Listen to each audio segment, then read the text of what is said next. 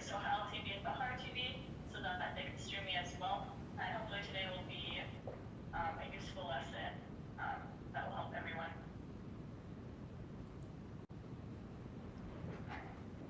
Go ahead, you out there. Assalamualaikum.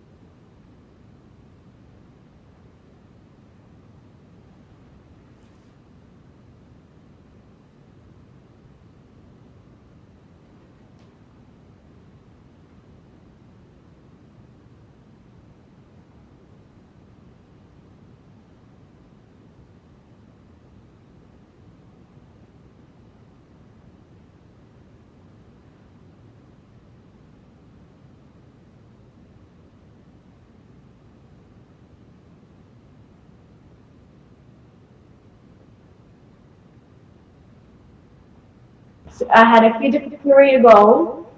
I wanted to initially become a doctor. I think it's probably every child's dream to become a doctor, as it's such a reputable job. It's such a rewarding job. However, I had a very low tolerance to wounds and pain. So I thought that as I went to higher grades, I thought that it's not a career for me. So then as my dad is a civil engineer and my brother has his associate degree in engineering, I thought maybe I want to become an architect, as I do have some interest in design. However, throughout my schooling, I had graphics class, and in my graphics class, I didn't enjoy it as much as I enjoyed my other subjects. So again, I thought that maybe this is not the pathway for me.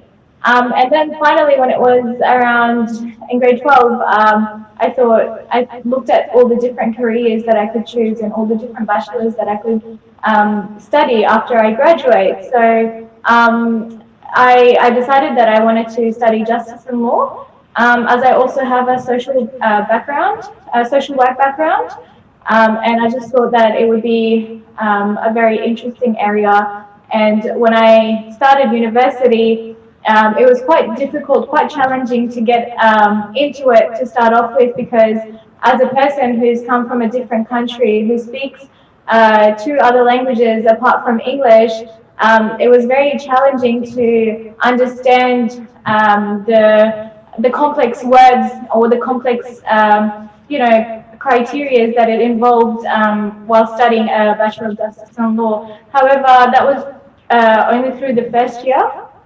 And then once I got past the first year, it became more I became more familiar with it, and it was much easier for me to study. And I found it really interesting, especially reading through the cases and knowing all the different laws.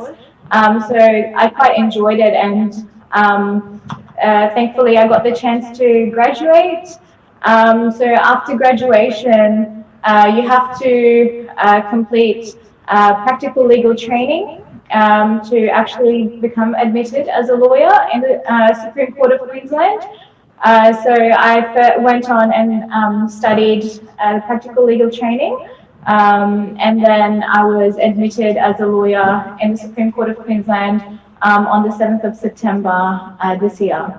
So I'm currently still waiting to apply for my practicing certificate so that I can work as a lawyer. But currently I work in the social work sector, so I'm a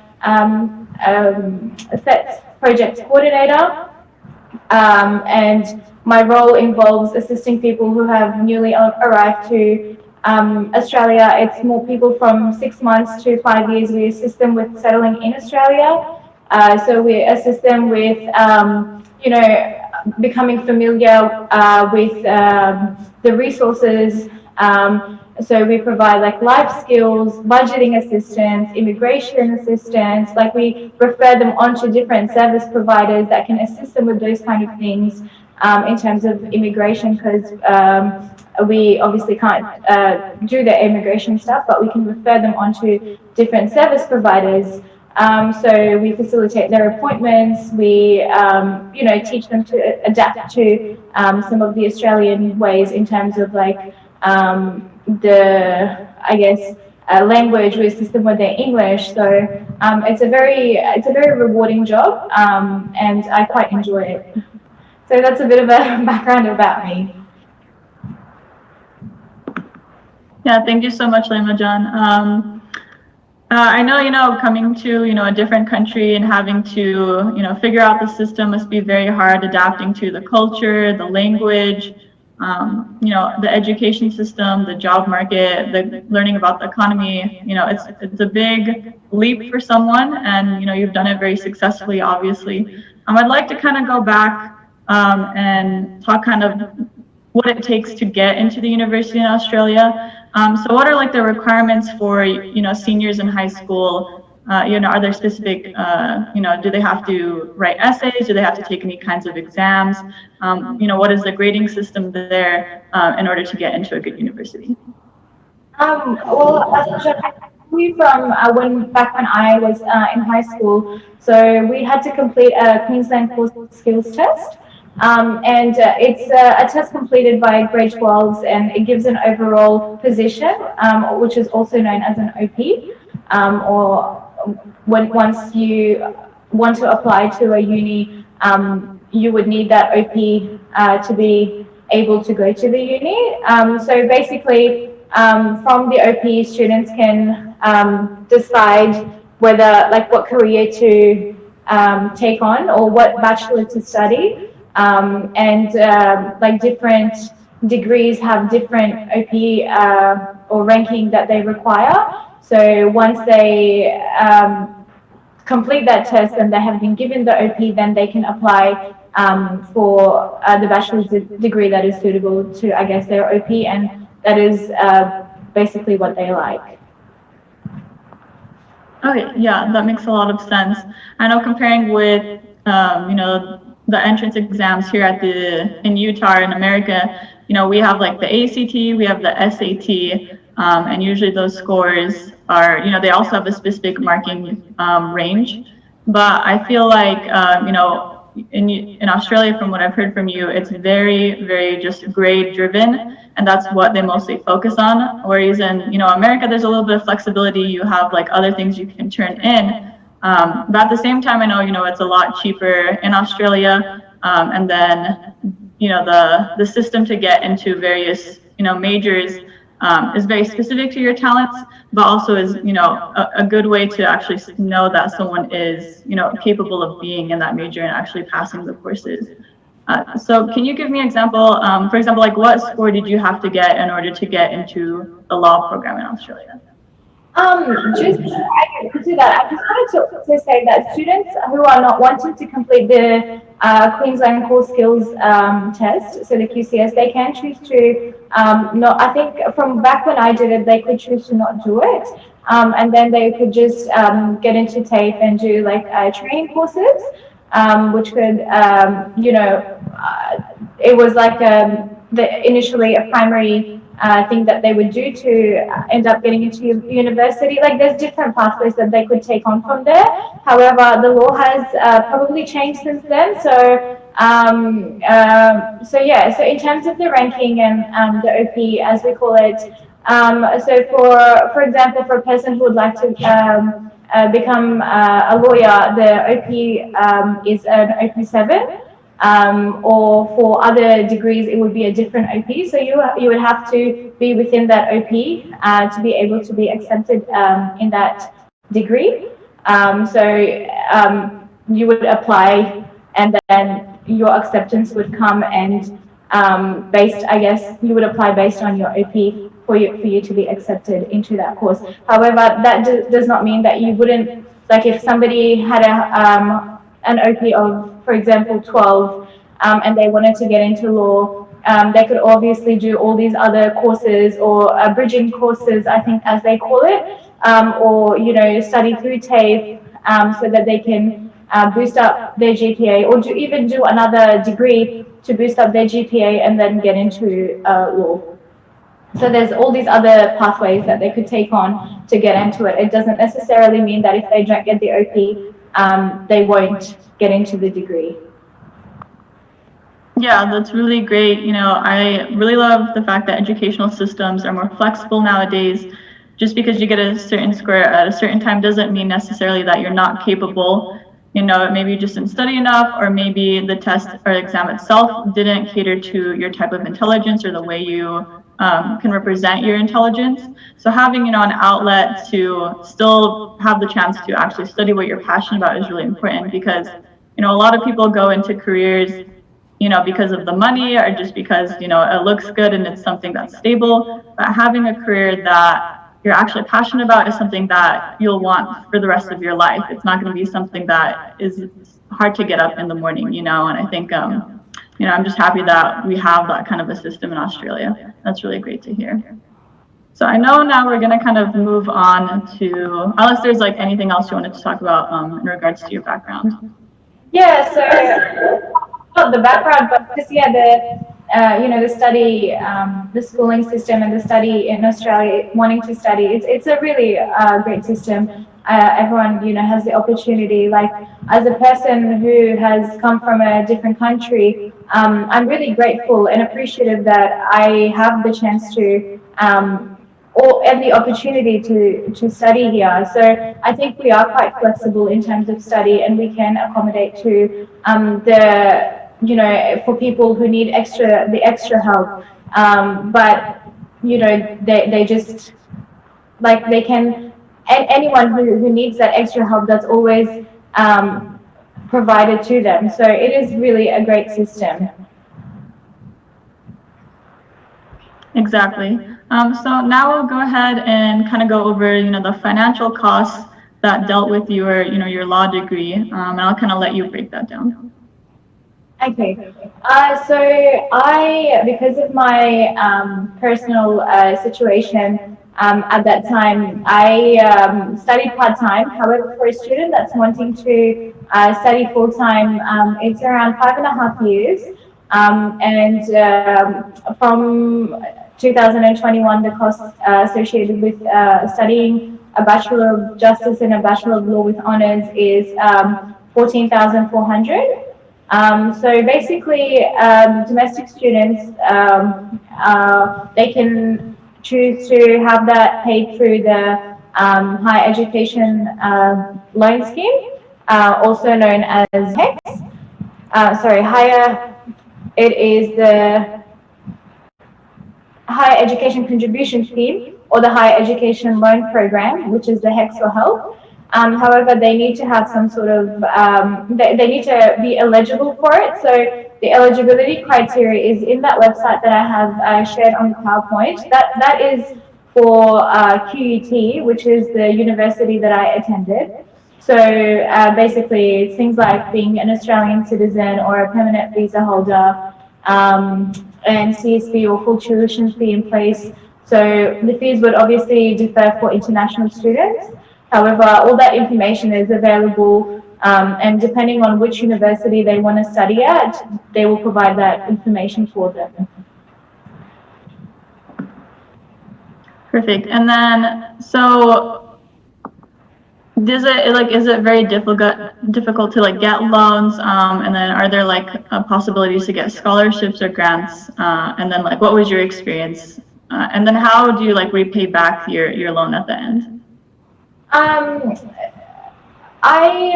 When I was studying, I didn't apply for any scholarships.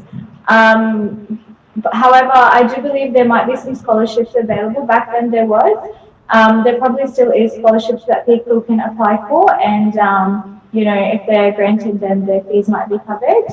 In terms of the loans, if you do meet the eligibility criteria, you do get the loan. You fill out a form through the university, and yeah, if you're eligible, then you're approved. It's not a big process. I think it's probably more difficult for people who do not meet the eligibility criteria, or who may have to pay themselves to study. However, in terms of repayment, when your income reaches the threshold of 45,881, which is the figures from 2019 to 2020, then the money gets taken out. However, there's no interest on the loan repayment.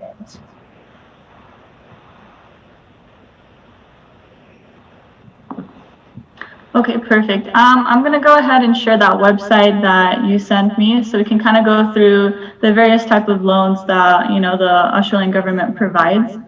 So if everyone will just give me a second, and I will share that with everyone.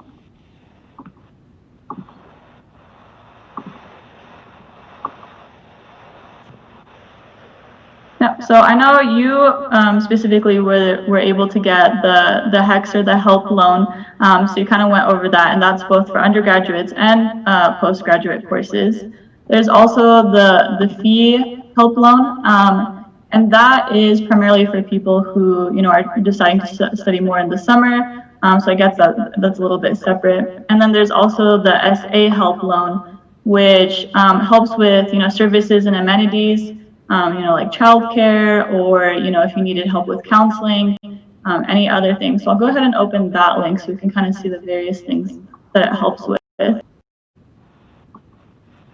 Yeah, so, you know, the SA loan, it can help with childcare, food services, financial advice, sporting and recreational activities, employment and career advice. So that is interesting. And obviously you can see like the eligibility, you have to be an Australian citizen. You couldn't just, you know, be like coming there for a study abroad program or anything. And then it is for your higher education. And it's a separate application compared to the other loans. And then we'll go ahead and keep looking through the website real quick. So as you can see, you know, the website gives very specific details on the steps to, you know, apply for applications, what kind of fees are associated, if there's interest or not, and then any kind of other questions that you might have, you can be able to use the website. I think, you know, anyone, whether you are in America or in Australia or any other country, make sure to look at any resources available to you ahead of time before you apply for, you know, anything, whether it's for the school itself, for a loan application, or, you know, just getting into a specific program. Make sure you understand the requirements, if you're able to meet them on time, and then, you know, the long-term implications and consequences. I know a lot of people who went into, you know, a four-year degree and didn't really think about the total costs at the end. They didn't really apply for scholarships, or they didn't, you know, apply for grants, or there weren't ones available. Like Lima, she wasn't able to apply for any at that time. Maybe it's changed now in Australia, but I know in America, you know, there's a lot of opportunities. So it takes time, you know, getting letters of recommendation and trying to, you know, make your resume look nice, figuring out what makes you unique versus other students and why you should receive any kind of grant or scholarship. But take the time, because, you know, it's very necessary. You won't go into debt, and, you know, the interest rates continuously every year are increasing due to inflation. So it's just a great way to you know, stay out of debt, to lower your costs overall, and still get a very valuable education at the end of your undergraduate, and maybe even into your master's or PhD later on.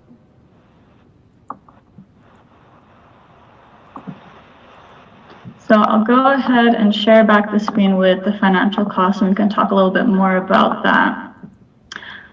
So the fees differ for international students, you said. So I'm actually going to show a website I found real quick about the various requirements in regards to if you wanted to come and study in Australia. So first off, being able to understand English is really important, and especially the accent there is a little bit different from England or America. So understanding the specific terminologies or colloquial terms is important. There are specific academic requirements. Having a really good grade, being able to test well, because it looks like they have specific exams. They'll look at your high school, transcripts, and anything else, any relevant work, if you had any work experience, if you've done research, etc. So it's important to look at all of those ahead of time. And then, you're going to another country, you have to think about visa requirements, thinking about, if you're going to live there for a certain amount of time, how will that affect your current country, your homeland that you live in. You think about, getting health insurance, any kind of, emergency planning, making sure to do that ahead of time, especially now with COVID. A lot of people aren't able to travel. So, if you decide to travel in the next, 6 months to a year, understand the risks that are there, and, plan ahead. Don't go without any kind of emergency plan, any kind of insurance. Extra cash on hand is very important. So, just kind of think about all those things. Is there anything else, Lema, that you would like to talk about in regards to the educational system in Australia or the costs associated? No. For those who are coming overseas, so the international students, just be prepared. And like you said, just have, all that information ready before actually, applying to be an international student, because there probably will be some costs associated with it. But yeah, I think you've covered all of what needs to be covered. Yeah, so we'll go ahead and go into, your interests and hobbies. I want my audience to be able to not only learn about finance and about different, majors around the world, but also about the people and their personalities, what got them to the place they are and why they are so successful at the moment. Okay. So in terms of my interests and hobbies, I love to travel. I like to explore new places and new areas and go on to adventures with my family, with my children. So at the moment, I know it's very difficult to travel because of the health situation with COVID. However, I do like to explore the different areas of within Queensland. So I think as the borders will be opening, I'll be traveling into different areas. And the other thing that I quite enjoy is spending time with my family and taking my parents out. It's very rewarding to go with my parents. I'm very family orientated, so I quite enjoy spending time with them, taking them out, showing them new places. And the last thing which I really quite enjoy, which I have not done for quite some time due to being busy as a person who works and as a person who's just finished studying, and as a mother, is reading. I quite enjoyed. I think reading helped me a lot while I was studying. So it really enhanced my English. It helped me with with all the work that I did. I think the more I read, the more it assisted me with my English. So that's something that I quite enjoy, and I'm looking forward to when I get some spare time to read some new books and some new good stories. Yeah, that's really great. So as someone who's studying law, what is your take on learning about different cultures, languages? I know that you work with refugees and immigrants. I know, how is that important to the overall experience? A lot of people, when they go into a specific career, they don't really think about, the worldwide view or a global view in regards to how they're impacting whatever area that they are currently working in. Sorry, Asma, you cut out a little bit. Can you repeat your question? Yeah, of course. Can you hear me better now? Yeah. Perfect. So, I really love the fact that you love to travel. I think a lot of people around the globe, they're very comfortable staying home. They know the language, they know the people around them, how to travel around in their country or their city. So why do you think it's important to, learn about different cultures, languages, meet new people, travel new places, and how does that impact, your current position? I know you work with refugees and immigrants, and I think it's very important to be able to connect with other people no matter what kind of area or major you're studying in or what kind of job you get. So I kind of wanted to know, how does, you being able to, travel and learn about other people, how does that help you be successful in your current career? I think it's really great when you travel, when you get to experience new cultures. It just gives you a whole new perspective. So I think you understand more, you empathize more. So I think and like, even though just recently I haven't been able to travel anywhere else, but just working with people from diverse cultures, it's helped me a lot because it's assisted me in learning about the different cultures. I think it's quite important in whichever career we take on. It's important to know all these different diversities and all the different cultures and all the different practices, because it just helps us with the way we work and the way we understand.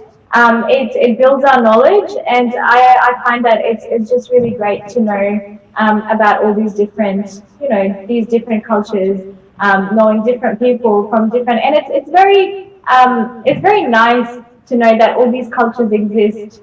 So I think I find it quite interesting, and I think it's worth knowing, and it just shows that we have that diversity, because Australia is a very diverse country. So it's great to know all the different cultures and be more open about it.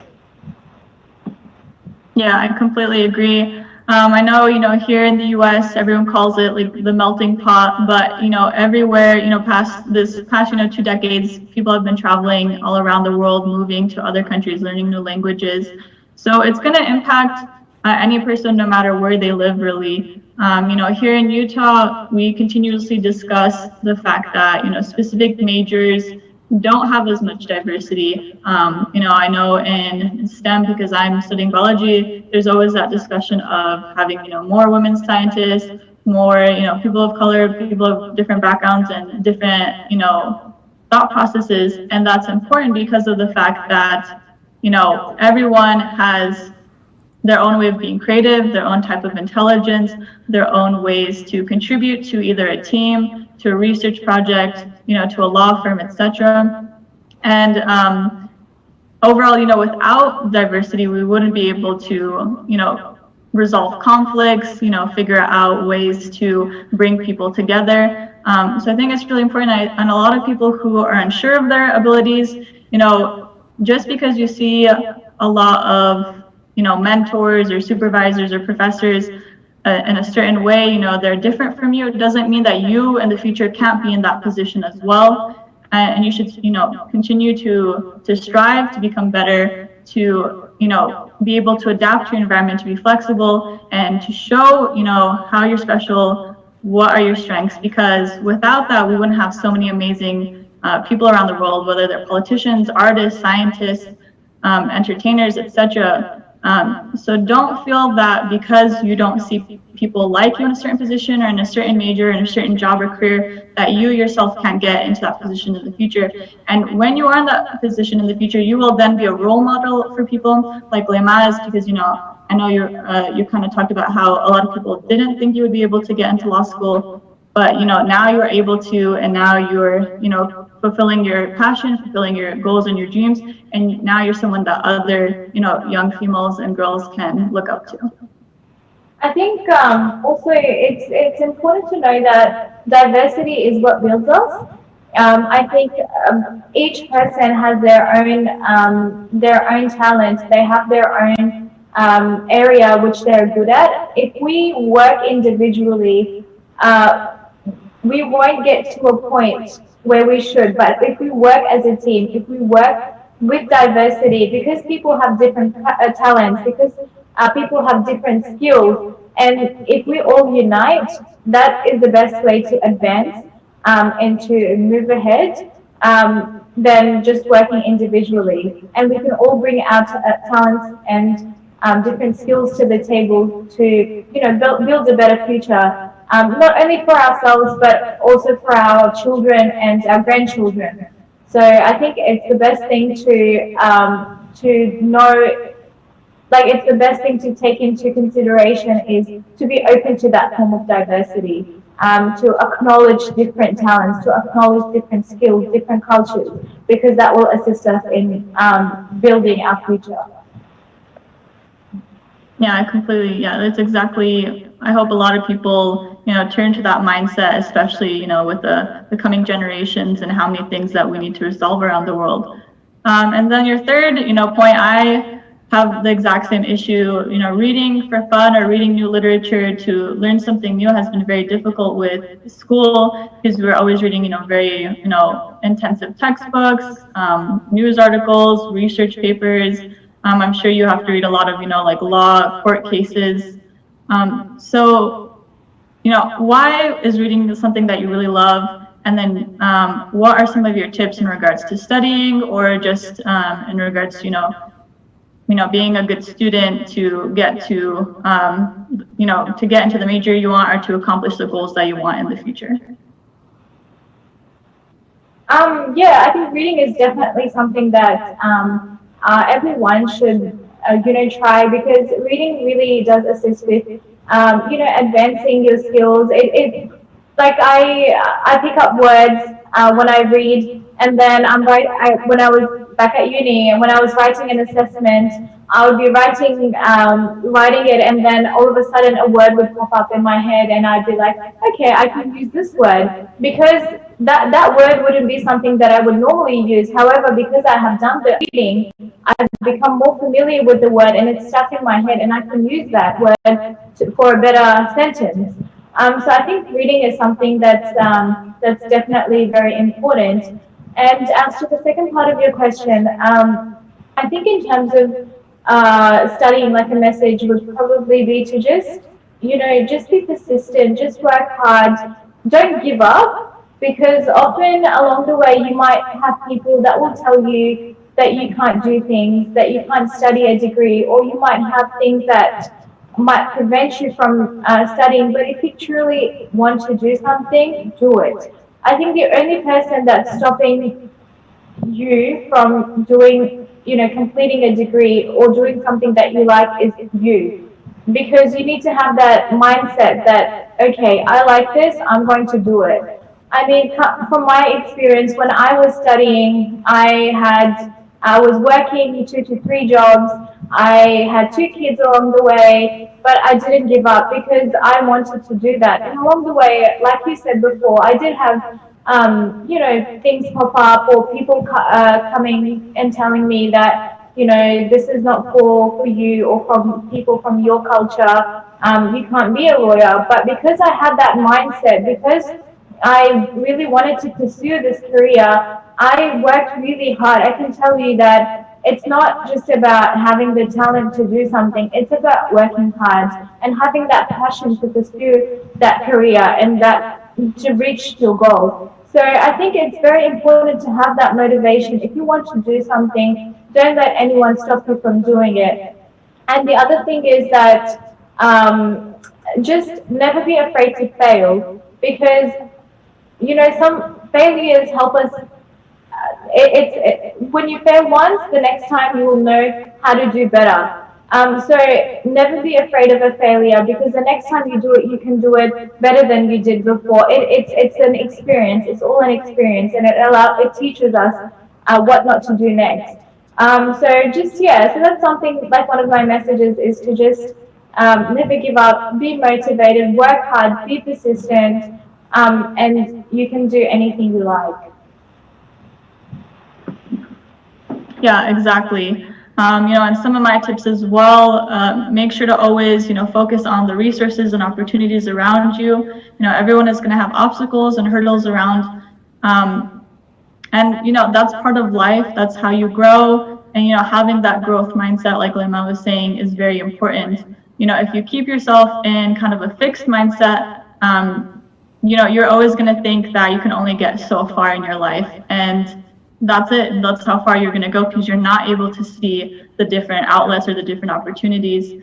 I don't know, very in regards to what, Australia has in regards to resources, but here in America, in high school, you have counselors, you have mentors in regards to your teachers. You can join clubs, you can do volunteer, you can shadow people ahead of time, you can, do summer programs where you can learn about, specific majors if you wanted to. So if you have those opportunities, take them, especially, if the school will pay for it, or if you can get some kind of fee waiver.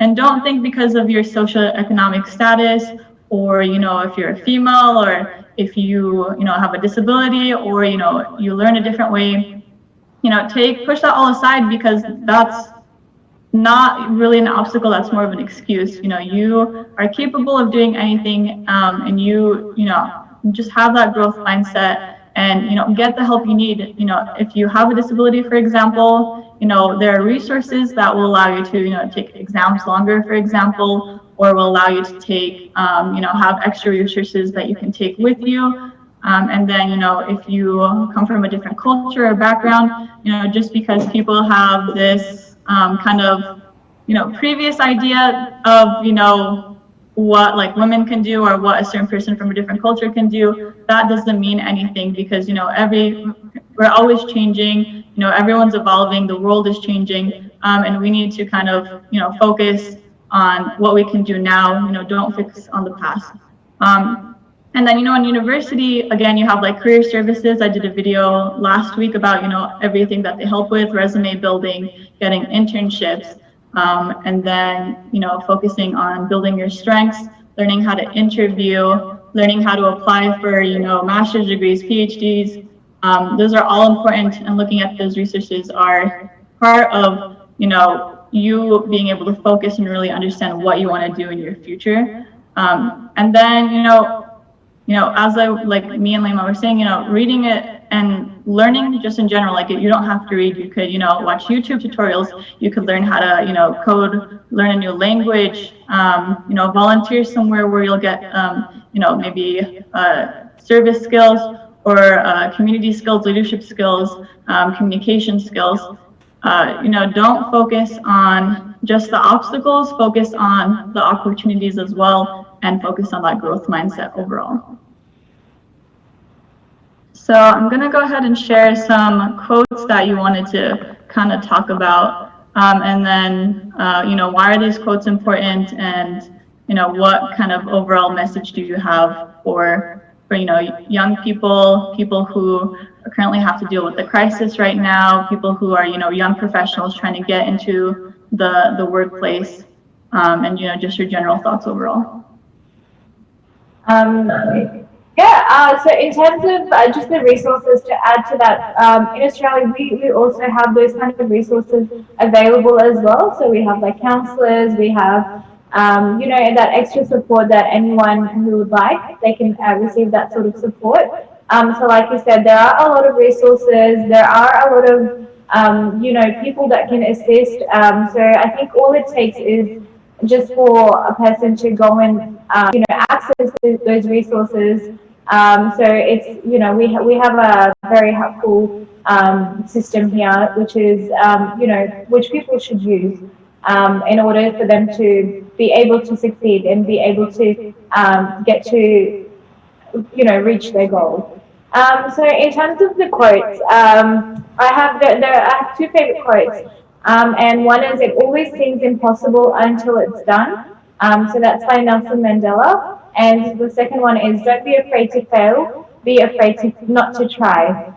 I think it's so important to give something a go. I think often we all have this within ourselves, that we might see something and say, okay, this person can do it, but I can't do it. If we see someone else doing something, we say, that's impossible for me to do it. But it's not.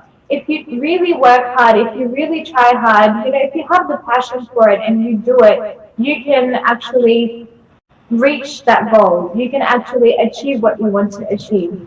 So it's not impossible to do anything unless you don't give it a go. And the other one, in terms of not being afraid to fail, failures are, like I said before, failures are a learning experience. Because if you fail, that assists you in not doing in not making the same mistake again. So don't be afraid to fail. It's more, you should be more afraid of not trying something because you can miss all the opportunities and all the experiences that you would normally get if you try something out. So that's why I find these two quotes so, it's something has motivated me throughout all these years, and which is like what I basically live by. And it's something that I would like to, put it out there to all the youngsters, or all the people who are wanting to start their career, or who, who are at the moment indecisive about what they want to do, and they're not sure whether they can do it. It's something to look into. Just try your best. If you can't, it doesn't matter if you can't do it. If you try it and you're not able to do it, then at least you know that you have tried it. But if you don't do it to start off with, then there could be so many opportunities that you have missed. So it's always important to give something a go. Yeah, I think these are the first time I've actually read those quotes. I'm surprised because they're from very famous people, but I'm really happy that I did get to learn about, not only what it takes to try something new, but also, the importance of failure as well. A lot of people, when we think about what it means to succeed, we think about, the first launch of, the astronauts into the moon, or we think about, when a country like wins their independence, we think about when we have a new technology, such as, smartphones now are so modern, but no one ever thinks about how many failures had to occur before we got that end result. Before we got a stable rocket that was safe, that was able to return back to the Earth, before, countries were able to understand how to develop their economies, how to, trade internationally, have diplomatic relations with other countries, make sure that their people are, stable and happy and are doing well. And then, just in general with, everyday success, everyone has to achieve a certain amount and has to fail a certain amount in order to get where they are. And I know like people nowadays, studying online is very difficult. I know I've had trouble, focusing on classes, making sure that I read all my material ahead of time, and, really paying attention and trying to absorb that information has been difficult because this type of learning is not the type that I usually succeed with.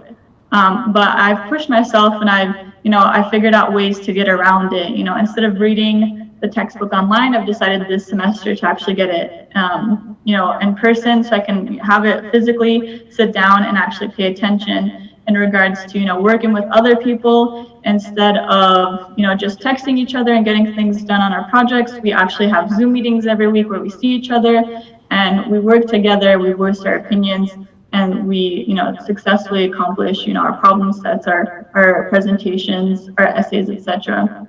And then again, like that failure is important because once you fail, you now have, kind of grown, and now you can, you have a strength versus a weakness. Before you were weak because you didn't understand, how something would, for example, if you were building a car, you didn't understand like why it would break down. But once you tinkered with it and you figured out why it's, not working, now you're able to, create something new. Like Tesla, they're very innovative. They're creating, cars that are, just on electricity that might potentially be able to fly. Who knows in the future? Take those big world examples around you and see how, companies are failing, see how governments are failing, see how people in, very high positions are failing, and what they do then to succeed, And if they don't succeed, how can you, if you were in that position, do something different to do it better or to be successful? And then take that into your everyday life. Just because one day you fail an exam, you haven't failed that entire class. You have time to, complete your assignments. You have time to study and do well on your next midterms or your final. So one setback, one failure is not everything. Just make sure to, continuously improve, continuously think of ways you can better yourself. And then, you're not alone. I know a lot of people think that they're isolated. You have to stay home. You can't see your family. You can't really see your friends or your professors. Reach out to them over technology. You have that ability now. Reach out to them, don't be afraid, because I know a lot of people are afraid that they won't look like they're smart enough, they won't look like they're independent enough, or that they aren't responsible enough. None of those are true. Seeking help from someone else is a great way to learn from someone, to empower yourself, to create a connection with someone that you can utilize in the future as well. So, making sure to use your resources, figure out your strengths, and figure out ways that you can use failures to then become accomplishments or achievements is just a really great mindset. And then kind of overall, Lema, with COVID and with, the changes people are facing, with climate change, with, disruptions to the economy, with just daily, family issues, what is kind of your message of hope, or what is, your kind of your tips or advice for young people, or anyone in general, and how they can continue to succeed, or at least improve and grow in some way? I think that this whole pandemic, it's been a very tough year for everyone, and I can understand that. But at the end of the day, we have to think it as a phase that has come, and it will pass by. It will, it will eventually, and we shouldn't, like, if we have a goal in mind, if we have something that we would like to achieve, we shouldn't lose our focus. We should continue to work towards that goal. The pandemic will pass, COVID-19 will pass. Hopefully, we're very hopeful that it will get better. Everyone will get back to their own jobs, and things might change, because a lot of different platforms have opened up after COVID. A lot of different ideas have opened up, throughout COVID, in terms of how people work. Like back then, we used to go to office. Now, because of COVID, people have seen that it's much easier to work from home. Sometimes there's more flexibility to it. So there's always other ways to accommodate to these kind of things. And in saying that, if we have a goal in mind, if we want to do something, continue to do so, because once COVID ends, we will still be the same people we were prior to COVID.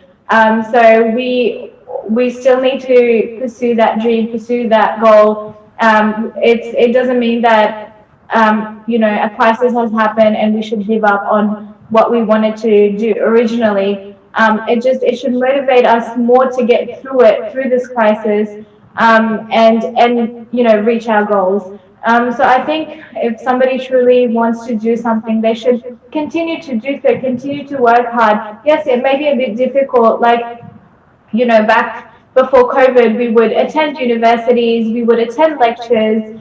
If we chose to attend, go to university instead of listening online. But now people might have to listen to it online. But then after COVID, we can still go back to universities. It's just a change in things, and it will go back to normal. Hopefully, we're hopeful that it will go back to normal. But in saying that, if you have a goal, if you have set your mind to something, you shouldn't give that up because of something that will that I know it seems like it has lasted for so long, but eventually it will finish, and it will phase out.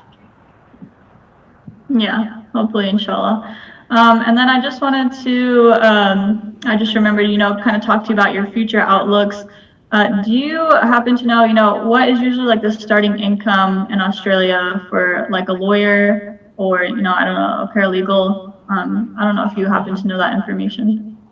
I actually have that with me, to be honest, so I can't put you on the actual figures, but I can say that it would be, you know, it's all the resources are out there. You can access. So for anyone wanting to become a lawyer or a paralegal, they can, you know, get those kind of, like when they're applying for a job. Normally, the job descriptions would have like the salary or the packaging or how much they might get fortnightly or annual income. But it differs from, I guess, it differs from firm to firm, and it differs from based on like the level of experience. So I can't exactly quote you on the exact amount, but it's all available out there for anyone who is wanting to apply to different, to either become like a lawyer or a paralegal. Yeah, exactly. So a lot of people, you know, who are looking into going into law and getting their law degree, you know, make sure that it's a job that has a lot of opportunities at the moment. I know, you know, sometimes jobs phase out, or, you know, when you've barely graduated, a lot of positions are filled. So kind of look at your outlooks, see what other positions are available in regards to the type of degree you got, look at the different salaries, look at the benefit packages that companies can give you, you know, health, dental, life. It's, you know, important to make sure that you are stable financially once you graduate. A lot of people are, you know, very unsure once they start applying for jobs full-time after graduation. You know, start early. I would suggest starting at the beginning of your last semester, because that's a really good time. Most companies, you know, they usually hire people in the middle of the year. You know, in the US it's around December, or at the end of the year near the summer, so around May, June. So focus on those dates, and, you know, make sure that the job or the position you're looking into is something viable for you long term. And then I want to, you know, so what are kind of, I know right now you're, you know, admitted to law school. What, after you've, you know, finished that, kind of what are your goals for the future? Do you still want to do, you know, more service or more, you know, people related work, or what kind of, you know, what are your ambitions for the future? So, Aspa, just to clarify that I'm admitted as a lawyer. So I think in terms of, like in America, being admitted into law school, from my understanding, is being admitted into, you know, studying the bachelor degree. Is that correct, if I'm not mistaken? Yeah, almost. So usually people get their bachelor's degree and then they apply for law school. So it's like a separate program, kind of like medical school. So I think it's usually like a 4-year degree afterwards, and you can go into like civil or, you know, business law, what other options are available. So in Australia, basically, after you become admitted as a lawyer in the Supreme Court of Queensland, you can choose to work in any law firms. Some areas of law might need further training. Like, for example, an area of law which I would really like to work in is immigration law, as it utilizes that social work background that I have, as well as, you know, its law. So with immigration law, I would have to study another 6 months. I have to become an immigration lawyer. So there are some areas of law that will need further study. However, for us, like once you become admitted as a lawyer, you will just need to obtain your practicing certificate, which I'm still waiting to apply for. And then once you've received your practicing certificate, you can work as a solicitor. Yeah, so that's the system here in Australia. Okay, yeah, you know, I'm really impressed. I don't think a lot of people probably go into immigration law. I'm sure it's very tough, you know, dealing with people who are just learning about the system, having to explain things for them. So, you know, I really appreciate the fact that you have decided to go into that specific area of law. And I hope a lot of people, you know, focus on, you know, the reason behind law is to help people, you know, to figure out, you know, conflicts, to resolve things in, you know, a very logical, analytical, and very, you know, just, you know, very diplomatic, respective manner. So I really appreciate, anyone who decides to go into law and, uses that knowledge and power to help people who are struggling in the future. So tashakkur so much, Lema. I really appreciate, having you on my show. Obviously you have so much going on, but, everyone can see, you're someone who is very capable and successful and driven and responsible. And I hope, any young, men and women who are watching will kind of, see you as a mentor, see you as, a role model, and realize that there is so much, there's so many possibilities and opportunities for them, and not to stop, their goal or their dream or their passion because other people say that they, can't do it. They need to stay strong, they need to, be driven just how you were, and then they'll achieve their goal just like you're achieving it right now. So I just really appreciate it, and thank you so much. Thank you so much for having me on your show. It's it's really great to talk about all my experiences, and I would love to continue to do so. And I feel that if I can help with my story, with my experience, if I can even help one person, then that means a lot to me. And maybe they can help someone else, and who can help someone else. So it's just like a domino effect. So it's something that I quite enjoyed, and thank you so much for having me on your show as a guest today. And thank you to the viewers. I hope this was helpful. If you or maybe your children are looking into going into law, and either you live in Australia or you're in another country, either in the US, you might think about studying abroad, or you might think about the opportunities within the country you're currently living in. I hope what we talked about today was helpful in kind of thinking through the thought process, thinking about the requirements, and then the future expectations, future career opportunities that someone can have if they go into law school. So thank everyone for watching. Again, this is Universal Finance Academy with Asma Popal, and my email is universalfinanceacademy@gmail.com, and my Facebook is Universal Finance Academy. So please reach out if you have any questions for Lema. Let me know, and I'll ask her, and I'll have that response back to you. And I'll see you next week. Allah Hafiz. Thank you.